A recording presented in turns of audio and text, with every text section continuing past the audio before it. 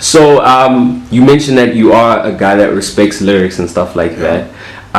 So you have a lot of people in the industry right now. They're like, yo, cats aren't respecting the lyrics anymore. Like hip hop is just it's like turn up music, what. And now it's cool to have you here because you're the guy responsible for Tolas's Most Sugar to Bang. And we know that's not really a lyrical masterpiece. You know, it is what it is. So, you know, how did you feel recording that? You know, were you cool putting that out, or is it just like it's a check? You know, number one, you have to understand what we're trying to do with Tolas Mo. Okay. You understand? Tolas Mo is Tolas Mo. He's a comedian. Yeah. The moment you take that away from him, then what is he left with? Yeah. You understand? If he should go into music, he should take that with him. You understand? Because at the end of the day, he still goes back. That's what feeds his family. That's why whatever. So he's always his love will always be there first. So you don't want to break that, because the moment you come into music, then you start disrupting things. You understand? So if you're gonna just add music into your plateau or your tray of things, you know, then don't leave things out. So for me, I was having a whole lot of fun in the studio making this track.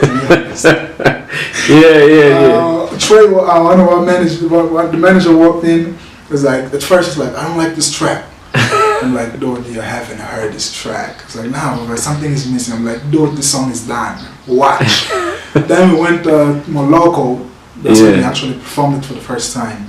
After the club, was like, yo, Vava, sugar though. Like, you see, because that's what it is. You know, it's not about lyric. I mean, listen to the beat. That beat is to dance. You know, it's not for you to be speaking about my mind, going to space, whatever. You know, the reason why I asked that question, right? Because it's a lot of times you hear these personalities, these comedians say, you know, I'm gonna be a rapper now, and it's like, wait, do you understand what that means?